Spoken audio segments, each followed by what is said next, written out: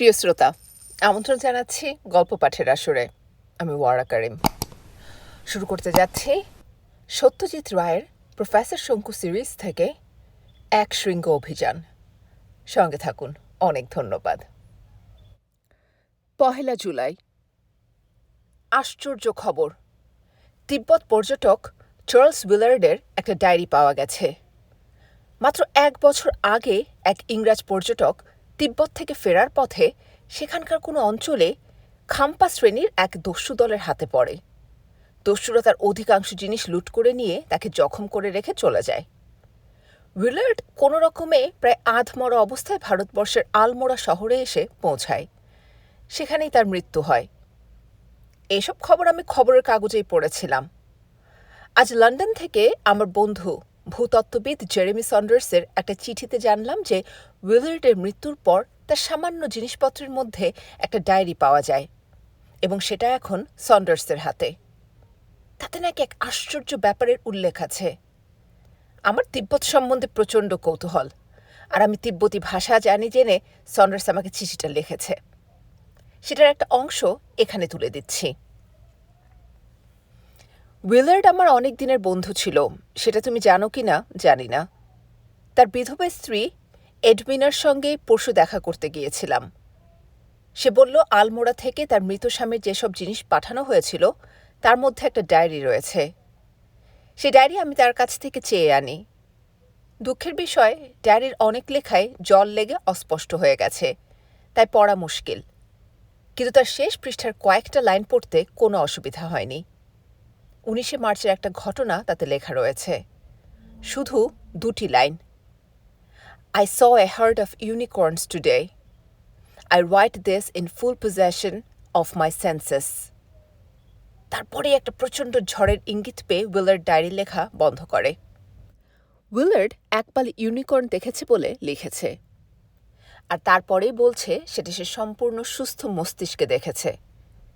এটা বলা দরকার ছিল এই জন্যেই যে ইউনিকর্ন নামক প্রাণীটিকে আবহমান কাল থেকেই সারা বিশ্বের লোক কাল্পনিক প্রাণী বলেই জানে। এক শৃঙ্গ জানোয়ার, কপাল থেকে বেরোনো লম্বা প্যাঁচানো শিংবিশিষ্ট ঘোড়া।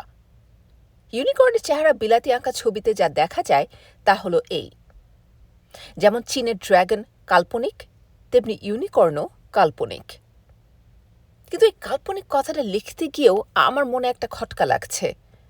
আমার সামনে টেবিলের উপর একটা বই খোলা রয়েছে। সেটা মহেঞ্জোদারো সম্পর্কে।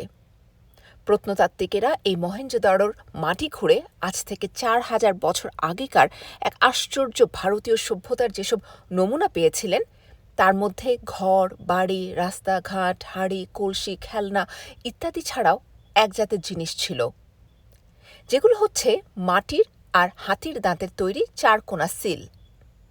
এইসব সিলে খোদাই করা হাতি, বাঘ, ষাঁড়, গন্ডার ইত্যাদি আমাদের চেনা জানোয়ার ছাড়াও একরকম জানোয়ার দেখা যায়, যার শরীরটা অনেকটা বলদের মতো, কিন্তু মাথায় রয়েছে একটি মাত্র পাকানো শিং। এটাকে প্রত্নতাত্ত্বিকেরা কাল্পনিক জানোয়ার বলেই মেনে নিয়েছে। কিন্তু এতগুলো আসল জানোয়ারের পাশে হঠাৎ একটা আজগুবি জানোয়ার কেন খোদাই করা হবে সেটা আমি বুঝতে পারি না। এ জানোয়ার যে কাল্পনিক নয় সেটা ভাবার আরেকটা কারণ হচ্ছে যে 2000 বছর আগে রোমান পণ্ডিত প্লিনি তার বিখ্যাত জীবতত্ত্বের বইতে স্পষ্ট বলে গেছেন যে ভারতবর্ষে একরকম গরু আর একরকম গাধা পাওয়া যায় যাদের মাথায় মাত্র একটা শিং। গ্রিক মনীষী অ্যারিস্টটলও ভারতবর্ষে ইউনিকর্ন আছে বলে লিখে গেছেন। এ থেকে কি এমন ভাবে অন্যায় হবে যে এককালে এদেশে এক ধরনের একশৃঙ্গ জানোয়ার ছিল যেটা এখান থেকে লোপ পেলেও হয়তো তিব্বতের কোনো অজ্ঞাত অঞ্চলে রয়ে গেছে, আর উইলার্ড ঘটনাচক্রে সে অঞ্চলে গিয়ে পড়ে এই জানোয়ার দেখতে পেয়েছেন? এ কথা ঠিক যে গত 200 বছরে অনেক বিদেশি পর্যটকে তিব্বত গিয়ে তাদের ভ্রমণ বৃত্তান্ত লিখেছেন এবং কেউ ইউনিকর্নের কথা লেখেননি। কিন্তু তাতে কি প্রমাণ হলো? তিব্বতে এখনও অনেক জায়গা আছে যেখানে মানুষের পা পড়েনি, সুতরাং সে দেশের কোথায় কি আছে তাকে কেউ সঠিক বলতে পারে? সন্ডার্সকে আমার এই কথাগুলো লিখে জানাবো, দেখি ও কি বলে। 15 জুলাই। আমার চিঠির উত্তরে লেখা সন্ডার্সের চিঠিটা তুলে দিচ্ছি। প্রিয় শঙ্কু, তোমার চিঠি পেলাম। উইলার্ডের ডায়েরির শেষ দিকের খানিকটা অংশ পড়তে পেরে আরও বিস্মিত হয়েছি। 16 মার্চ সে লিখছে, today I flew with the 200-year-old lama. Flew মানে কি? এরোপ্লেনে ওরা? মনে তো হয় না। তিব্বতে রেলগাড়িই নেই, এরোপ্লেন যাবে কি করে? কিন্তু তাহলে কথা হলো, সে কি কোনো যন্ত্রের সাহায্য ছাড়াই আকাশে ওড়ার কথা বলছে? তাই বা বিশ্বাস করে কি করে? এসব কথা পড়ে উইলার্ডের মাথা ঠিক ছিল কিনা সে বিষয়ে সন্দেহ জাগে। অথচ আলমোড়ায় যে ডাক্তারটি তাকে শেষ অবস্থায় দেখেছিলেন, মেজর হর্টন, তার মতে উইলার্ডের মাথায় গণ্ডগোল ছিল না। 13 মার্চের ডায়েরিতে থোকচুম গোমফা নামে একটা মঠের উল্লেখ পাওয়া যাচ্ছে। উইলার্ডের মতে, a wonderful monastery, no European has ever been here before. তুমি কি মঠের নাম শুনেছ কখনো? যাই হোক, আসল কথা হচ্ছে, উইলার্ডের এই ডায়েরি পড়ে আমার মনে তিব্বত যাবার একটা প্রবল বাসনা জেগেছে। আমার জার্মান বন্ধু উইলহেম ক্রোলো এ ব্যাপারে উৎসাহী। তাকে অবশ্যই উড়ন্ত লামার বিবরণী বেশি আকর্ষণ করেছে। জাদুবিদ্যা, উইচক্রাফট ইত্যাদি সম্পর্কে ক্রোলের মূল্যবান গবেষণা আছে, তা হয়তো জানো। সে পাহাড়েও চড়তে পারে খুব ভালো। বলা বাহুল্য, আমরা যদি যাই তো তোমাকে সঙ্গী হিসেবে পেলে খুবই ভালো হবে। এ মাসে রওনা হওয়া যেতে পারে। কি স্থির করো সেটা আমাকে জানিও। শুভেচ্ছা নিও, ইতি জেরেমি সন্ডার্স। উড়ন্ত লামা, তিব্বতী যোগী মীরারেপার আত্মজীবনী আমি পড়েছি। ইনি তান্ত্রিক জাদুবিদ্যা শিখে এবং যোগ সাধনা করে নানা রকম আশ্চর্য ক্ষমতার অধিকারী হয়েছিলেন। তার মধ্যে একটা ছিল উড়ে বেড়াবার ক্ষমতা। এই জাতীয় কোনো মহাযোগের সাহায্যে কি উইলার্ড আকাশে উড়েছিলেন? সব মিলে ব্যাপারটা আমারও মনে প্রচণ্ড কৌতূহল উদ্রেক করেছে। তিব্বত যায়নি, কেবল দেশটা নিয়ে ঘরে বসে পড়াশোনা করেছি আর তিব্বতী ভাষাটা শিখেছি। ভাবছি সন্ডার্সের দলে আমিও যোগ দেব। এতে ওদের সুবিধাই হবে, কারণ আমার তৈরি এমন সব ওষুধপত্র আছে যার সাহায্যে পার্বত্য অভিযানের শারীরিক গ্লানি অনেকটা কমিয়ে দেওয়া যায়। 27 জুলাই। আজ আমার পড়শীয় বন্ধু অবিনাশবাবুকে তিব্বত অভিযানের কথাটা বলতে তিনি একেবারে হাঁ হাঁ করে উঠলেন। দুবার আমার সঙ্গে ভারতবর্ষের বাইরে গিয়ে নানা বিচিত্র অভিজ্ঞতার ফলে ওর এই প্রৌঢ় বয়সে ভ্রমণের নেশা জাগিয়ে উঠেছে। তিব্বত জায়গাটা খুব আরামের নয় এবং অনেক অজানা দুর্গম জায়গায় আমাদের যেতে হবে শুনে ভদ্রলোক বললেন, সে হোক গে, শিবের পাহাড় কৈলাসটা যদি একবার চাক্ষুষ দেখতে পারি তো আমার হিন্দু জন্ম সার্থক হয়। কৈলাসটি তিব্বতে সেটা জানলেও তার পাশের বিখ্যাত রথটির কথা অবিনাশবাবু জানতেন না। বললেন, সে কি মশাই, মানস সরোবর তো কাশ্মীরে বলে শুনেছিলুম। এক শৃঙ্গ আর উড়ন্ত লামার কথাটা আর অবিনাশবাবুকে বললাম না, কারণ ও দুটো নিয়ে এখনো আমার মনে খটকা রয়ে গেল। খাম্পা দস্যুদের কথাটা বলাতে ভদ্রলোক বললেন, তাতে ভয়ের কি আছে মশাই, আপনার ওই হনুলুলু পিস্তল দিয়ে ওদের সাবার করে দেবেন। অ্যানাইহেলিন যে হনুলুলু কি করে হলো সেটা আমি জানি না। কাঠগোদাম থেকে যাওয়া স্থির করেছি। আজ সন্ডার্সকে টেলিগ্রামে জানিয়ে দিয়েছি যে আমি পয়লা কাঠগোদাম পৌঁছাবো। জিনিসপত্র বেশি নেওয়ার কোনো প্রশ্ন ওঠে না। অবিনাশবাবুকেও সেটা বলে দিলাম। উনি আবার পাশ বালিশ ছাড়া ঘুমোতে পারেন না, তাই ওর জন্য ফু দিয়ে ফোলানো যায় এমন একটা লম্বাটে বালিশ তৈরি করে দেব বলেছি। শীতে পরার জন্য আমারই আবিষ্কৃত শ্যাঙ্কলন প্লাস্টিকের হালকা পোশাক নিচ্ছি। এয়ার কন্ডিশনিং পিল নিচ্ছি। বেশি উঁচুতে উঠলে যাতে নিঃশ্বাসের কষ্ট না হয় তার জন্য আমার তৈরি অক্সিমোর পাউডার নিচ্ছি। এছাড়া অমনিস্কোপ, ক্যামেরাপিড ইত্যাদি তো নিচ্ছি। সব মিলিয়ে 5-6 বেশি ওজন হবার কথা নয়। পায়ে পরার জন্য পশমের বুট আলমোড়াতেই পাওয়া যাবে। কদিন হলো খুব ঘুমট হয়েছে। এইবার ঘোর বর্ষা শুরু হবে বলে মনে হচ্ছে। হিমালয়ের প্রাচীর পেরিয়ে একবার তিব্বতে পৌঁছতে পারলে মনসুন আর আমাদের নাগাল পাবে না। 10 আগস্ট, গার্বিয়াং। এর মধ্যে ডায়েরি লেখার সময় পাইনি। আমরা তেসরা কাঠগোদাম ছেড়ে মোটরে করে আলমোড়া পর্যন্ত এসে তারপর ঘোড়া করে উত্তর পূর্বগামী পাহাড়ের রাস্তা ধরে প্রায় 150 মাইল অতিক্রম করে কাল সন্ধ্যায় গার্বিয়াং এসে পৌঁছেছি। গারপিয়াং 10,000 ফুট উঁচুতে অবস্থিত একটা ভুটিয়া গ্রাম। আমরা এখনো ভারতবর্ষের মধ্যেই রয়েছি। আমাদের পূব দিকে খাদের নিচ দিয়ে কালী নদী বয়ে চলেছে। নদীর ওপারে নেপাল রাজ্যের ঘন ঝাউবন দেখা যাচ্ছে। এখান থেকে আরও 20 মাইল উত্তরে গিয়ে 16,000 ফুট উঁচুতে একটা গিরিবর্ত পেরিয়ে লিপুধুরা। লিপুধুরা পেরোলে ভারতবর্ষ ছাড়িয়ে তিব্বতে প্রবেশ। কৈলাস মানস সরোবর তিব্বতের সীমানা থেকে মাইল 40 দূরত্বের দিক দিয়ে বেশি নয় মোটেই, কিন্তু দুর্গম গিরিপথ, বেয়াড়া শীত আর তার সঙ্গে আরও 5 রকম বিপদ আপদের কথা কল্পনা করে ভারতবর্ষের 99.9% লোকই আর এদিকে আসার নাম করে না। অথচ এই পথটুকু আসতেই আমরা যা দৃশ্যের নমুনা পেয়েছি, এরপরে না জানি কি আছে সেটা ভাবতে এই বয়সেও আমার রোমাঞ্চ হচ্ছে। এবার আমাদের দলটার কথা বলি। সন্ডার্স ও ক্রোল ছাড়া আরও একজন বিদেশি আমাদের সঙ্গ নিয়েছেন। এর নাম সের্গেই মার্কোভিচ, যাতে রাশিয়ান, থাকেন পোল্যান্ডে, ইংরেজিটা ভালোই বলেন। আমাদের মধ্যে ইনি অপেক্ষাকৃত কম বয়সী, দোহারা লম্বা চেহারা, ঘোলাটে চোখ, মাথায় একরাশ অবিন্যস্ত তামাটে চুল, ঘন ভুরু আর ঠোঁটের দুপাশে ঝুলে থাকা লম্বা গোঁফ। এর সঙ্গে আমাদের আলাপ আলমোড়াতেই। ইনিও নাকি তিব্বত যাচ্ছিলেন। তার একমাত্র কারণ ভ্রমণের নেশা। তাই আমরা যাচ্ছি শুনে আমাদের দলে ভিড়ে পড়লেন। এমনিতে হয়তো লোক খারাপ নন, কিন্তু ঠোঁট হাসলেও চোখ হাসে না দেখে মনে হয় তেমন অবস্থায় পড়লে খুন খারাপেতেও পেছপা হবেন না। সে কারণে বোধহয় ক্রোলের একে পছন্দ না। ক্রোলের নিজের হাইট 5.5 ফুটের বেশি না। টেকো মাথার দুপাশে সোনালি চুল কানের উপর এসে পড়েছে।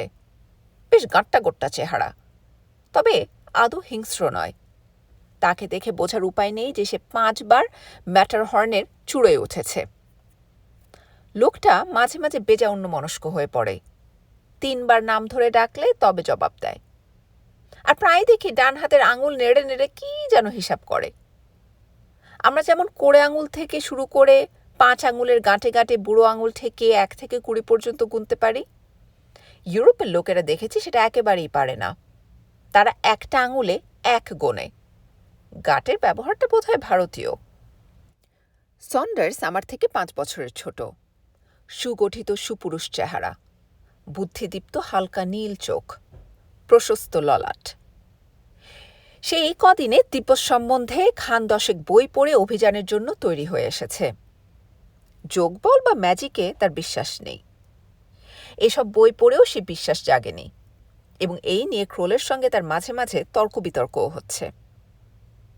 এই 3 জন ছাড়া অবশ্যই রয়েছেন আমার প্রতিবেশী তীর্থযাত্রী শ্রী অবিনাশ মজুমদার, যিনি আপাতত আমাদের থেকে 20 হাত দূরে খাদের পাশে একটা পাথরের খণ্ডে বসে হাতে তামার পাত্রে তিব্বতী চা নিয়ে কাছেই খুঁটির সঙ্গে বাঁধা একটা ইয়াক বা চমড়ি গায়ের দিকে চেয়ে আছেন।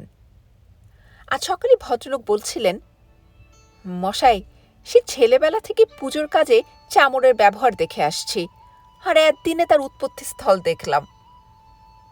সাদা চমড়ির ল্যাজ দিয়ে চামড় তৈরি হয়। এখানে যে চমড়িটা রয়েছে সেটা অবশ্যই কালো।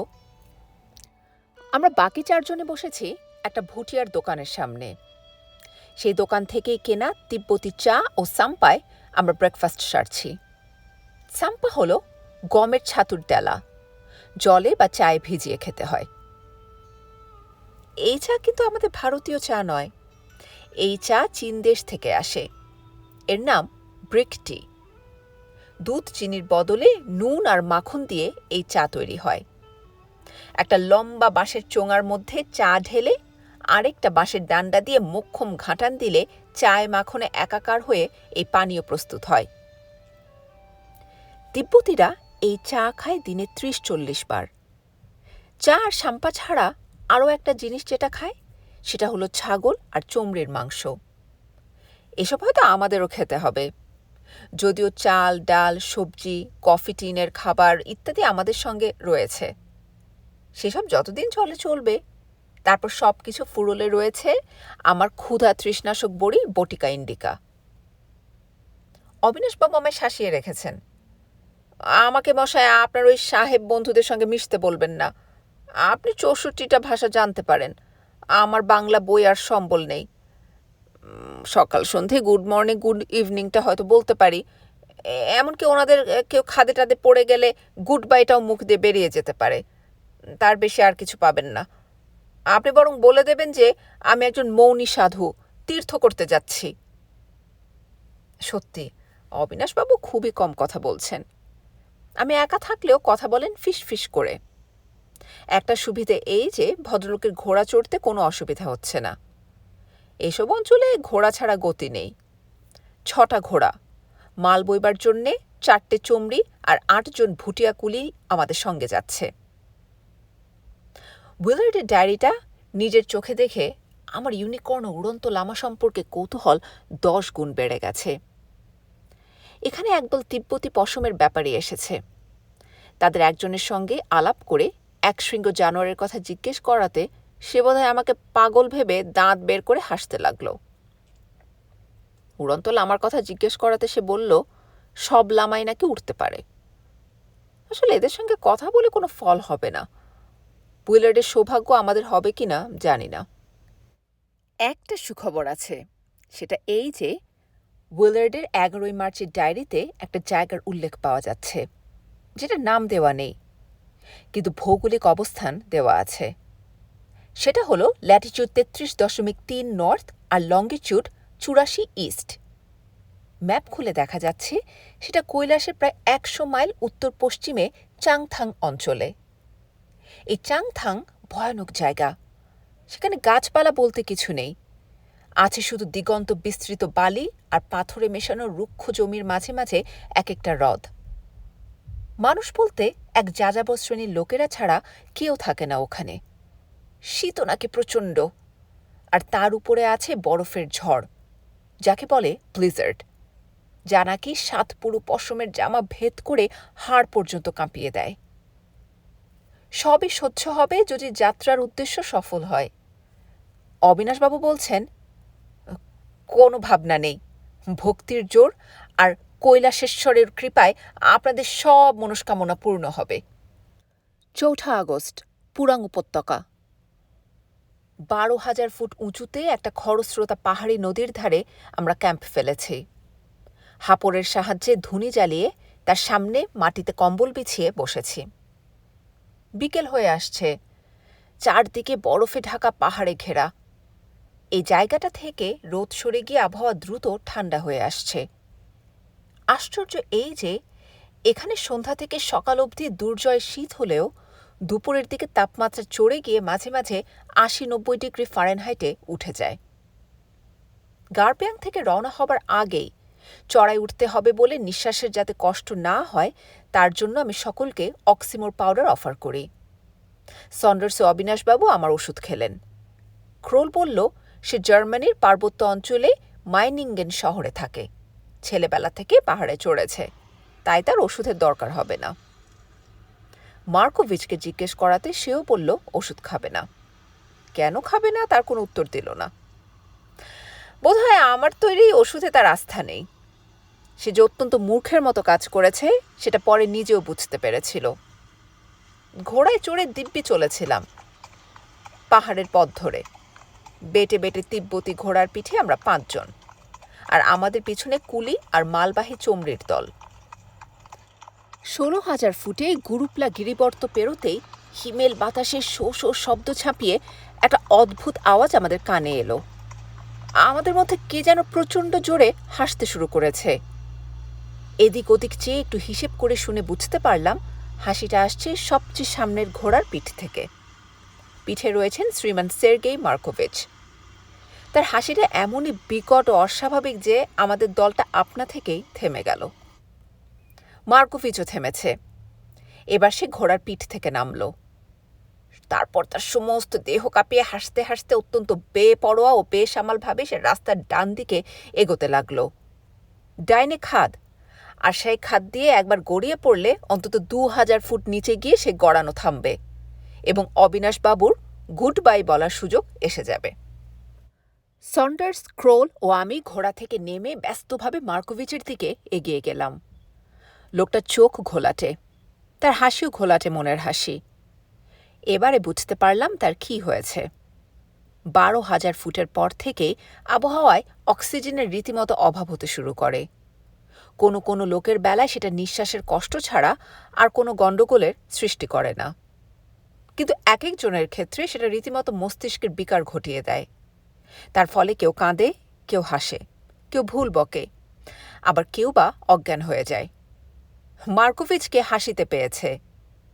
আমাদের কুলিরা বোধহয় এ ধরনের ব্যারাম কখনো দেখেনি, কারণ তারা দেখছি মজা পেয়ে নিজেরাও হাসতে শুরু করে দিয়েছে। 9টি পুরুষের অট্টহাসি এখন চারদিকে পাহাড় থেকে প্রতিধ্বনিত হচ্ছে। ক্রোল হঠাৎ আমার দিকে এগিয়ে এসে বলল, ওকে মারি একটা ঘুষি। আমি তো অবাক। বললাম, কেন ঘুষি মারবে কেন? ওর তো অক্সিজেনের অভাবে ওই অবস্থা হয়েছে। সেই জন্যই তো বলছি, এই অবস্থায় ওকে তোমার ওষুধ খাওয়াতে পারবে না। বেহুশ হলে জোর করে গেলানো যেতে পারে। এরপরে আমি কিছু বলার আগেই ক্রোল মার্কোভিচের দিকে এগিয়ে গিয়ে একটা প্রচণ্ড ঘুষিতে তাকে ধরাশায়ী করে দিল। অজ্ঞান অবস্থায় তার মুখ হাঁ করে তার গলায় আমরা পাউডার গুজে দিলাম। 10 মিনিট পরে জ্ঞান হয়ে ভদ্রলোক ফ্যাল ফ্যাল করে এদিক ওদিক তাকিয়ে দেখে তার চোয়ালে হাত বুলোতে বুলোতে সুবোধ বালকের মতো তার ঘোড়ার পিঠে চেপে বসল, আর আমরা সকলে আবার রওনা হলাম। পুরাঙে এসে ক্যাম্প ফেলে আগুন জেলে বসবার পর ক্রোল ও সন্ডার্সের সঙ্গে ইউনিকর্ন নিয়ে কথা হলো। সন্ডার্স বলল, 20 শতাব্দীতে পৃথিবীতে হঠাৎ একটা নতুন জাতের জানোয়ার আবিষ্কার করাটা কি সাংঘাতিক ব্যাপার বলো তো?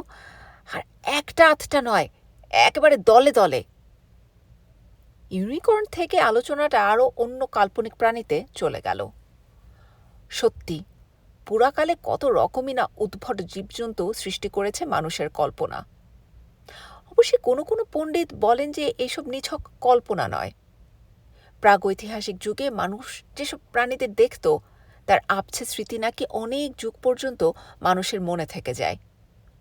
সেই স্মৃতির সঙ্গে কল্পনা জুড়ে মানুষই আবার এইসব উদ্ভট প্রাণীর সৃষ্টি করে। এইভাবে প্রাগৈতিহাসিক টেরোড্যাকটিল বা ইপিওরনিস পাখির স্মৃতি থেকেই হয়তো সৃষ্টি হয়েছে জটায়ু, বা আরব উপন্যাসের সিন্দবাদ নাবিকের গল্পের অতিকায় রক পাখি, যার ছানার খাদ্য ছিল একটা আস্ত হাতি। মিশর দেশের উপকথায় তিবেন্ন পাখির কথা আছে। পরে ইউরোপে যার নাম হয়েছিল ফিনিক্স। এই ফিনিক্সের নাকি মৃত্যু নেই। একটা সময় আসে যখন সে নিজে নিজেই নিজেকে আগুনে পুড়িয়ে মেরে ফেলে, আর পর মুহূর্তেই তার ভস্য থেকে নতুন ফিনিক্স জন্ম নেয়। আর আছে ড্রাগন, যার অস্তিত্বে পূর্ব পশ্চিম দুদিকের লোকই বিশ্বাস করত। তফাৎ এই যে পশ্চিমের ড্রাগন ছিল অনিষ্টকারী দানব, আর চীন বা তিব্বতের ড্রাগন ছিল মঙ্গলময় দেবতা। এইসব আলোচনা করতে করতে আমি মার্কোভিচের কথাটা তুললাম। আমার মতে তাকে আমাদের অভিযানের আসল উদ্দেশ্যটা জানানো দরকার। চাংথাং অঞ্চলের ভয়াবহ চেহারাটাও তার কাছে পরিষ্কার করা দরকার। সেটা জেনেও যদি সে আমাদের সঙ্গে থাকতে চায় তো চলুক, আর না হলে হয় সে নিজের রাস্তা ধরুক, না হয় দেশে ফিরে যাক। ক্রোল বলল, ঠিক বলেছ, যে লোক আমাদের সঙ্গে ভালোভাবে মিশতে পারে না তাকে সঙ্গে নেওয়ার কি দরকার? যা বলবার এখনই বলা হোক। সন্ডার্স বলল যে মার্কোভিচকে পশ্চিমের তাঁবুতে যেতে দেখেছে। আমরা 3 জনে তাঁবুর ভেতর ঢুকলাম। মার্কোভিচ এক পাশে অন্ধকারে ঘাড় গুজে বসে আছে। আমরা ঢুকতে সে মুখ তুলে চাইল। সন্ডার্স ভনিতা না করে সরাসরি উইলার্ডের ডায়েরি আর এক শৃঙ্গের কথায় চলে এলো। তার কথার মাঝখানে মার্কোভিচ বলে উঠল, ইউনিকর্ন ইউনিকর্ন তো আমি ঢের দেখেছি, আজকেও আসার সময় দেখলাম। তোমরা দেখোনি বুঝি? আমরা পরস্পরের মুখ চাওয়াচাওয়ি করলাম। মার্কোভিচ যেমন বসেছিল তেমনই বসে আছে। সে যে ঠাট্টা করে কথাটা বলেছে সেটা তার ভাব দেখে মোটেই মনে হয় না। তাহলে কি আমার ওষুধ পুরোপুরি কাজ দেয়নি? তার মাথা কি এখনো পরিষ্কার হয়নি? ক্রোল গুনগুন করে একটা জার্মান সুর ভাঁজতে ভাঁজতে বাইরে চলে গেল। বুঝলাম সে হাল ছেড়ে দিয়েছে। এবার আমরা দুজনে উঠে পড়লাম। বাইরে এলে পর ক্রোল তার পাইপ ধরিয়ে বিদ্রুপের সুরে বলল, এটাও কি তোমার অক্সিজেনের অভাব বলে মনে হয়? আমি আর সন্ডার্স দুজনেই চুপ। আমরা নিঃসন্দেহে একটা পাগলকে সঙ্গে নিয়ে চলেছি, বলে ক্রোল তার ক্যামেরা নিয়ে 50 দূরে একটা প্রকাণ্ড পাথরের গায়ে খোদাই করা তিব্বতী মহামন্ত্র ও মণিপদ্মে হুমের ছবি তুলতে চলে গেল। মার্কোভিচ কি সত্যিই পাগল না সাজা পাগল? আমার মনটা খুঁতখুত করছে। আমাদের মধ্যে অবিনাশবাবুই বোধহয় সবচেয়ে ভালো আছেন। প্রায় 40 বছর ধরে ভদ্রলোককে দেখছি। ওর মধ্যে যে কোনো রসবোধ আছে তা আগে কল্পনাই করতে পারিনি। আমার বৈজ্ঞানিক গবেষণা সম্পর্কে উনি চিরকালই ঠাট্টা করে এসেছেন। আমার যুগান্তকারী আবিষ্কারগুলো ওর মনে কোনোদিন বিস্ময় বা শ্রদ্ধা জাগাতে পারেনি। কিন্তু ওই যে দুবার আমার সঙ্গে বাইরে গেলেন, একবার আফ্রিকায় আর একবার প্রশান্ত মহাসাগরে সেই আশ্চর্য দ্বীপে, তারপর থেকেই দেখছি ওর চরিত্রে একটা বিশেষ পরিবর্তন এসেছে। ভ্রমণে মনের প্রসার বাড়ে বলে ইংরেজিতে একটা কথা আছে, সেটা অবিনাশবাবুর ক্ষেত্রে চমৎকারভাবে ফলেছে। আজ বারবার উনি আমার কানের কাছে এসে বিড়বিড় করে গেছেন, কৈলাস ভূধর অতি মনোহর কোটি শশী পরকাশ, গন্ধর্ব কিন্নর যক্ষ বিদ্যাধর অপ্সরাগণের বাস। কৈলাস সম্বন্ধে পৌরাণিক ধারণাটা অবিনাশবাবু এখনও বিশ্বাস করে বসে আছেন। আসল কৈলাসের সাক্ষাৎ পেয়ে ভদ্রলোকে কিঞ্চিত হতাশ হতে হবে।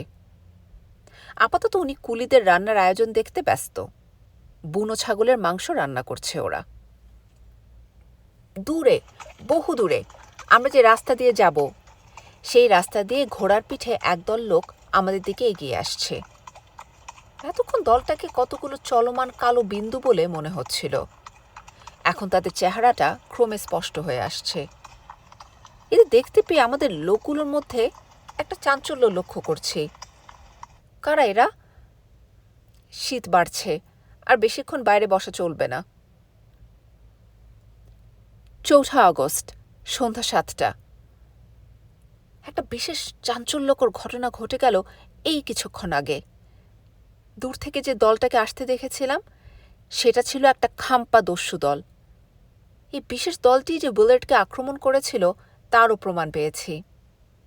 22টা ঘোড়ার পিঠে 22 জন লোক, তাতে প্রত্যেকের মোটা পশমের জামার কোমরে গোঁজা তলোয়ার, কুকরি, ভোজালি আর পিঠের সঙ্গে বাঁধা আদ্যিকালের গাদা বন্দুক। এছাড়া আছে 5টা লোমশ তিব্বতী কুকুর। দলটা যখন প্রায় 100 গজ দূরে, তখন আমাদের 2 জন লোক, রাপসাং ও টুন্ডুপ, হন্তদন্ত হয়ে আমাদের কাছে এসে বলল, আপনাদের সঙ্গে যে অস্ত্রশস্ত্র আছে তা নিয়ে তাঁবুর ভিতর থেকে বাইরে আসুন। আমি বললাম, কেন, ওদের দিয়ে দিতে হবে নাকি? না না, বিলাতি বন্দুককে ওরা সমীহ করে চলে, না হলে ওরা সব তছনছ করে লুট করে নিয়ে যাবে। ভারী বেপরোয়া দস্যু ওরা। আমাদের সঙ্গে 3টে বন্দুক, একটা এনফিল্ড ও 2টো অস্ট্রিয়ান মানলেখার। সন্ডার্স ও ক্রোল তাঁবু থেকে টোটা সমেত বন্দুক বার করে আনলো। মার্কোভিচের বেরোবার নাম নেই। আমি প্রয়োজনে পকেট থেকে আমার অ্যানাহেলিন পিস্তল বার করব, তাই হাত খালি রাখতে হবে। অথচ দুজনের হাতে 3টে বন্দুক বেমানান, তাই অবিনাশবাবুকে ডেকে তার হাতে একটা মানলিখার তুলে দেওয়া হলো। ভদ্রলোক একবার মাত্র হাঁ হাঁ করে থেমে গিয়ে কাঁপা হাতে বন্দুকটা নিয়ে দস্যু দলের উল্টো দিকে মুখ করে কাঠ হয়ে দাঁড়িয়ে রইলেন। দস্যু দল এসে পড়ল। ধূমস লোমস তিব্বতী কুকুরগুলো আমাদের দিকে তাকিয়ে প্রচণ্ড ঘেউ ঘেউ করছে। তাদেরও ভাবটা দস্যুদেরই মতো। আমাদের দলের লোকগুলোর অবস্থা কাহিল। যে যেখানে ছিল সব জুবুথুবু হয়ে বসে পড়েছে। এসব দস্যু সাধারণত যাযাবরদের আস্তানায় গিয়ে পড়ে সর্বস্ব লুট করে নিয়ে যায়। উপযুক্ত অস্ত্র ছাড়া এদের বাধা দিতে যাওয়া মানে নিশ্চিত মৃত্যু। অবশ্যই এরা যদি তিব্বতী পুলিশের হাতে পড়ে, তাহলে এদের চরম শাস্তির ব্যবস্থা আছে। গর্দান আর ডান হাতটা কেটে নিয়ে সেগুলোকে সোজা রাজধানীর লাসায় পাঠিয়ে দেওয়া হয়। কিন্তু এই ধুধু প্রান্তরে বরফে ঢাকা গিরিবর্তের আনাচে কানাচে এদের খুঁজে বার করা মোটেই সহজ নয়। এও শুনেছি যে এসব দস্যুদের নিজেদেরই নাকি নরক ভোগের ভয় আছে, তাই এরা লুটপাট বা খুন খারাপি করে নিজেরাই হয় কৈলাস প্রদক্ষিণ করে, না হয় কোনো উঁচু পাহাড়ের চূড়োয় উঠে গলা ছেড়ে নিজেদের পাপের ফিরিস্তি দিয়ে প্রায়শ্চিত্ত করে নেয়। দস্যুদের সামনে যে রয়েছে তাকেই মনে হলো পালের গোদা, নাক থ্যাবড়া, কানে মাকড়ি, মাথার রুক্ষ চুল টুপির পাশ দিয়ে বেরিয়ে রয়েছে। বয়স বেশি না হলেও মুখের চামড়া কুঁচকে গেছে। কুতকুতে চোখে অত্যন্ত সন্দিগ্ধভাবে আমাদের চারজনকে নিরীক্ষণ করছে। বাকি লোকগুলো যে যেখানে ছিল সেখানে চুপ করে ঘোড়ার লাগাম ধরে অপেক্ষা করছে। বোঝা যাচ্ছে নেতার হুকুম না পেলে কিছু করবে না। এবারে দস্যু নেতা ঘোড়ার পিঠ থেকে নামল। তারপর ক্রোলের দিকে এগিয়ে গিয়ে তার সামনে দাঁড়িয়ে চাপা ঘড়ঘড়ে গলায় বলল, পেলিং। পেলিং মানে ইউরোপীয়। ক্রোলের হয়ে আমি হ্যাঁ বলে জবাব দিয়ে দিলাম। দিয়ে খটকা লাগল। ইউরোপীয় দেখে চিনল কি করে? লোকটি এবার ধীরে ধীরে সন্ডার্সের দিকে এগিয়ে গেল। তারপর তার পায়ের কাছ থেকে একটা বেকড বিনসের খালি টিন তুলে নিয়ে সেটাকে উল্টে পাল্টে দেখে তার গন্ধ শুকে আবার মাটিতে ফেলে ভারী বুটের গোড়ালিতে এক মোক্ষম চাপ দিয়ে সেটাকে থেতলে মাটির সঙ্গে সমান করে দিল। সন্ডার্স হাতে বন্দুক নিয়ে দাঁতে দাঁত চেপে দস্যু নেতার অধ্যত্ব হজম করার আপ্রাণ চেষ্টা করছে। কোত্থেকে জানি মাঝে মাঝে একটা দাঁড় কাকের গম্ভীর কর্কশ কণ্ঠস্বর শোনা যাচ্ছে। এছাড়া কেবল নদীর কুলকুল শব্দ। কুকুরগুলো আর ডাকছে না। এই থমথমের মধ্যে আবার দস্যু নেতার ভারী বুটের শব্দ পাওয়া গেল। সেবার অবিনাশবাবুর সামনে গিয়ে দাঁড়িয়েছে। ভদ্রলোক যে কেন তাকে মাথা হেঁট করে নমস্কার করলেন তা বোঝা গেল না। দস্যু নেতার বোঝা ব্যাপারটা ভারী কমিক বলে মনে হলো, কারণ সে সশব্দে একটা বর্বর হাসি হেসে অবিনাশবাবুর হাতের বন্দুকের বাঁটে একটা খোঁচা মারল। এবার ক্রোলের দিকে চোখ পড়াতে সভয়ে দেখলাম সে তার বন্দুকটা দস্যু নেতার দিকে উঠিয়েছে। প্রচণ্ড রাগে তার কপালের শিরাগুলি ফুলে উঠেছে। আমি চোখ ইশারা দিয়ে ইশারা করে তাকে ধৈর্য হারাতে মানা করলাম। ইতিমধ্যে সন্ডার্স আমার পাশে এসে দাঁড়িয়েছে। সে ফিসফিস করে বলল, "they have an Enfield too." কথাটা শুনে অন্য দস্যুগুলোর দিকে চেয়ে দেখি তাদের মধ্যে একজন হিংস্র চেহারার লোক ঘোড়ার পিঠে সামনের দিকে এগিয়ে এসেছে। তার কাঁধে সত্যি একটা এনফিল্ড রাইফেল। বুলার্ডের ডায়েরি থেকে জেনেছি যে তার নিজের একটা এনফিল্ড ছিল। সেটা কিন্তু আলমোড়া ফেরেনি। এই বন্দুক আর ইউরোপীয়দের দেখে চিনতে পারা, এ দুটো ব্যাপার থেকে বেশ বোঝা গেল যে এই দস্যু দলই উইলার্ডের মৃত্যুর জন্য দায়ী। কিন্তু তা হলেও আমাদের হাত পা বাঁধা। এরা দলে ভারী। লড়াই লাগলে হয়তো আমাদের বন্দুক আর আমার পিস্তলের সাহায্যে এদের রীতিমতো শিক্ষা দেওয়া যেত। কিন্তু সে খবর যদি অন্য খাম্পাদের কাছে গিয়ে পৌঁছায়, তাহলে কি তারা প্রতিশোধ না নিয়ে ছাড়বে? লড়াইয়ের প্রয়োজন হবে কিনা ভাবছি। দস্যু নেতা অসীম সাহসের সঙ্গে আমাদের পূর্ব দিকের ক্যাম্পটার দিকে এগিয়ে চলেছে। এমন সময় এক অদ্ভুত ঘটনা ঘটল। অন্য ক্যাম্পটা থেকে হঠাৎ মার্কোভিচ টলতে টলতে বেরিয়ে এলো। তার ডান হাতটা সামনের দিকে তোলা। তার তর্জনী নির্দেশ করছে দস্যুদের তিব্বতী কুকুরগুলোর দিকে। পর মুহূর্তে তার গলায় এক অদ্ভুত উল্লসিত চিৎকার শোনা গেল, "ইউনিকর্ন! ইউনিকর্ন!" আমরা ভালো করে ব্যাপারটা বোঝার আগেই মার্কোভিচ 2 হাত বাড়িয়ে এগিয়ে গেল একটা বিশাল লোমশ ম্যাস্টিফ কুকুরের দিকে। হয়তো তাকে আক্রমণ করা হচ্ছে মনে করে কুকুরটা হঠাৎ রুখে দাঁড়িয়ে একটা বিশ্রী গর্জন করে মার্কোভিচের দিকে দিল একটা লাফ। কিন্তু মার্কোভিচের নাগাল পাবার আগেই সে কুকুর ভেলকির মতো ভ্যানিশ করে গেল। এর কারণ অবশ্যই আমার অ্যানাহেলিন পিস্তল। আমার ডান হাতটা অনেকক্ষণ থেকেই পকেটে পিস্তলের উপর রাখা ছিল। মোক্ষম মুহূর্তে সে হাত পিস্তল সমেত বেরিয়ে এসে কুকুরের দিকে তাক করে ঘোড়া ঠেকে দিয়েছে। কুকুর উধাও হবার সঙ্গে সঙ্গেই মার্কোভিচ মুহ্যমান অবস্থায় মাটিতে বসে পড়ল। ক্রোল আর সন্ডার্স মিলে তাকে কোলপাঁজা করে তাঁবুর ভেতর নিয়ে গেল। আর এদিকে এক অদ্ভুত কাণ্ড। আমার পিস্তলের মহিমা দেখে দস্যু দলের মধ্যে একটা অদ্ভুত প্রতিক্রিয়া শুরু হয়েছে। তারা কেউ কেউ ঘোড়া থেকে নেমে হাঁটু গেড়ে মাটিতে বসে পড়েছে। কেউ আবার ঘোড়ার পিঠ থেকেই বারবার গড় করার ভাব করে উপর হয়ে পড়ছে। দস্যুনেতা বেগতিক দেখে ইতিমধ্যে তার ঘোড়ার পিঠে উঠে পড়েছে। 22 জন দস্যুর সম্মিলিত বেপরোয়া ভাব এক মুহূর্তে এভাবে উবে যাবে তা ভাবতে পারেনি। এবার আমার মাথায় একটা বুদ্ধি খেলে গেল। যে লোকটার কাছে এনফিল্ডটা ছিল তার কাছে গিয়ে বললাম, হয় তোমার বন্দুক দাও, না হয় তোমাদের পুরো দলকে নিশ্চিহ্ন করে ফেলব। সে কাঁপতে কাঁপতে তার কাঁধ থেকে বন্দুক খুলে আমার হাতে তুলে দিল। এবার বললাম, এই বন্দুক যার, তার আর কি কি জিনিস তোমাদের কাছে আছে বার করো। 1 মিনিটের মধ্যে ওর ঝোলা থেকে বেরিয়ে পড়ল 2 টিন সসেজ, একটা জিলেট সেফটি রেজার, একটা আয়না, একটা বাইনোকুলার, একটা ছেঁড়া তিব্বতের ম্যাপ, একটা ওমেগা ঘড়ি আর একটা চামড়ার ব্যাগ। ব্যাগ খুলে দেখি তাতে রয়েছে একটা বাইবেল আর তিব্বত সম্বন্ধে মোরক্রফট এবং টিফেন টালারের লেখা 2টো বিখ্যাত বই। বই দুটোতে উইলার্ডের নাম লেখা রয়েছে তার নিজের হাতে। জিনিসগুলোকে বাজেয়াপ্ত করে সবাই ভাবছি দস্যু নেতাকে কিছু সতর্কবাণী শুনিয়ে তাদের বিদায় নিতে বলবো, কিন্তু তার আগে তাদের পুরো দলটা চোখের নিমিষে যে পথে এসেছিল সেই পথে ঘোড়া ছুটিয়ে সন্ধ্যার অন্ধকারে আবছা হয়ে আসা পাহাড়ের দিকে অদৃশ্য হয়ে গেল।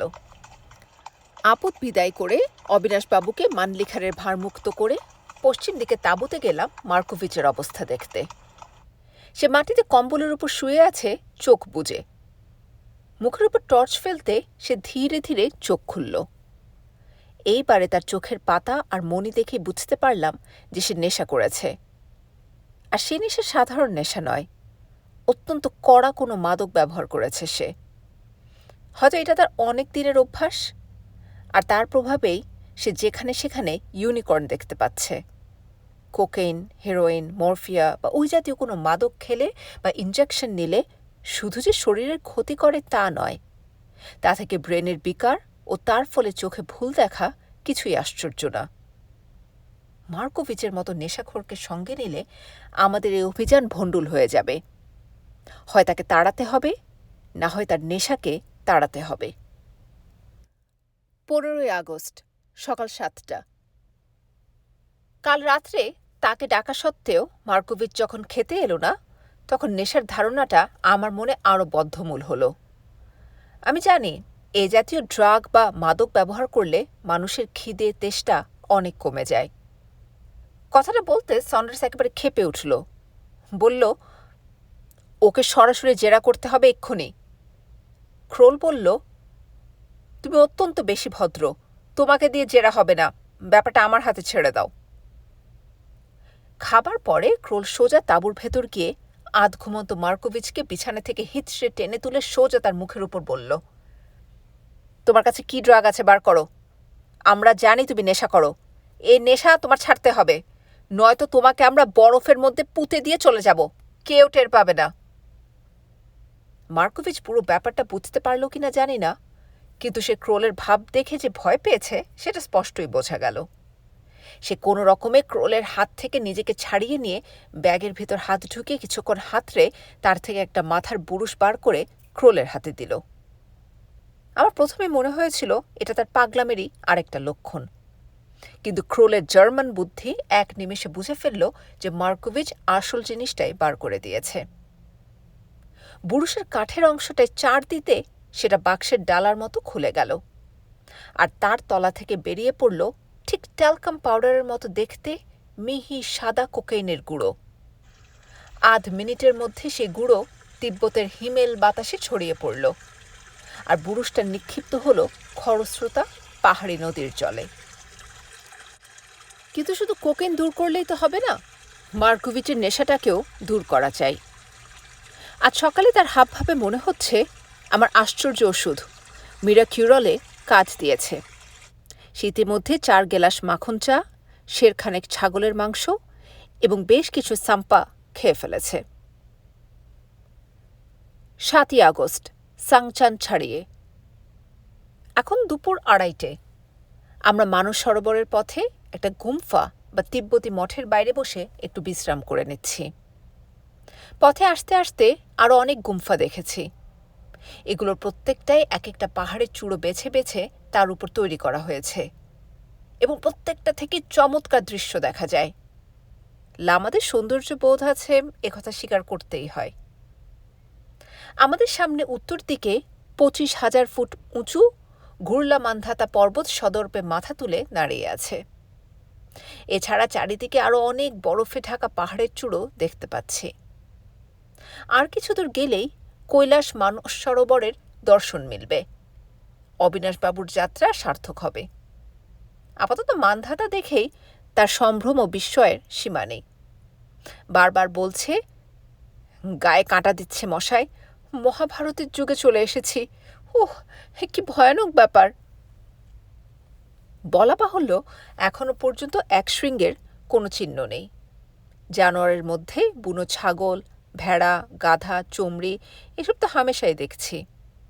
মাঝে মধ্যে এক আধটা খরগোশ ও মেঠো ইঁদুরও দেখা যায়। হরিণ আর ভাল্লুক আছে বলে জানি, কিন্তু দেখিনি। কাল রাত্রে ক্যাম্পের আশেপাশে নেকড়ে হানা দিচ্ছিল। তাঁবুর কাপড় ফাঁক করে টর্চ ফেলে তাদের জ্বলন্ত সবুজ চোখ দেখতে পারছিলাম। সন্ডার্সের মনে একটা নৈরাশ্যের ভাব দেখা দিয়েছে। ওর ধারণা হয়েছে উইলার্ডো মার্কোভিচের মতো নেশা করে আজগুবি দৃশ্য দেখেছে আর আজগুবি ঘটনার বর্ণনা করেছে। উড়ন্ত লামা, ইউনিকর্ন এরা সবই তার ড্রাগজনিত দৃষ্টিভ্রম। সন্ডার্স ভুলে যাচ্ছে যে আমরা আলমোড়াতে মেজর হর্টনের সঙ্গে দেখা করেছি। উইলার্ড সম্বন্ধে তার রিপোর্ট দেখেছি। তাতে ড্রাগের কোনো ইঙ্গিত ছিল না।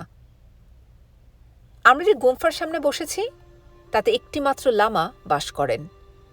আমরা কিছুক্ষণ আগে তার সঙ্গে দেখা করে এক অভিনব অভিজ্ঞতা সঞ্চয় করে এসেছি। এমনিতে হয়তো যেতাম না, কিন্তু রাপসাং যখন বলল লামাটি 50 বছর কারোর সঙ্গে কথা বলেননি, তখন স্বভাবতই আমাদের একটা কৌতূহল হলো। আমরা রাস্তা থেকে 200 ফুট উপরে উঠে মৌনি লামাকে দর্শন করার জন্য গুম্ফায় প্রবেশ করলাম। পাথরে তৈরি প্রাচীন গুম্ফার ভিতরে অন্ধকার, দেয়ালে শ্যাওলা। আসল কক্ষের ভিতর পিছন দিকে একটা লম্বা তাকে 7-8টা মাঝারি আকারের বৌদ্ধ দেবদেবীর মূর্তি রয়েছে। তার মধ্যে অন্তত 3খানা যে খাঁটি সোনার তৈরি তাতে কোনো সন্দেহ নেই। প্রদীপ জ্বলছে। এক পাশে একটা পাত্রে একতাল মাখন রাখা রয়েছে। ঘিয়ের বদলে এই মাখনই ব্যবহার হয় প্রদীপের জন্য।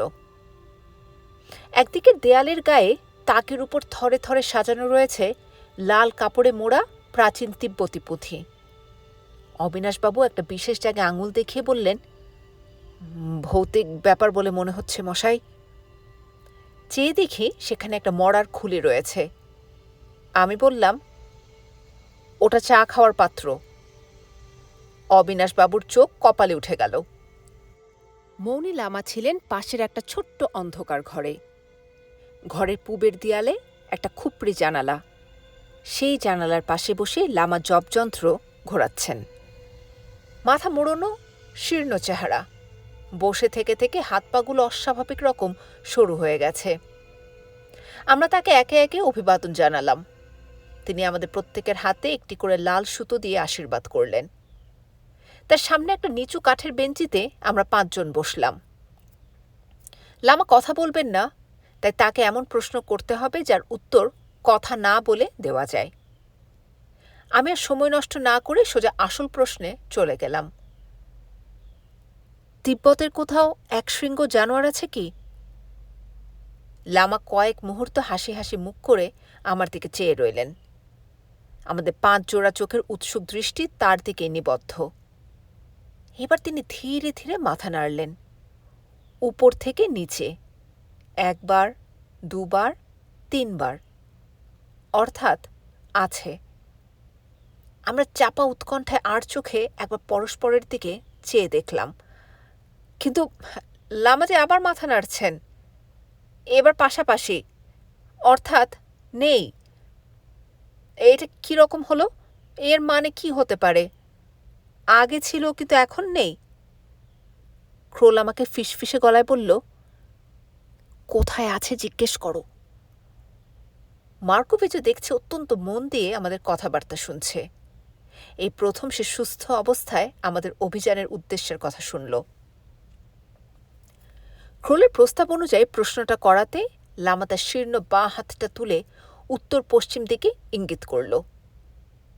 আমরা তো ওই দিকেই যাচ্ছি, কৈলাস ছাড়িয়ে চাংথাং অঞ্চলে। আমি এবার আরেকটা প্রশ্ন না করে পারলাম না।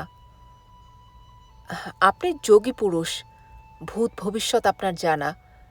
আপনি বলুন তো, আমরা এই আশ্চর্য জানোয়ার দেখতে পাবো কিনা? লামা আবার মৃদু হেসে মাথা নাড়লেন, উপর থেকে নিচে 3 বার।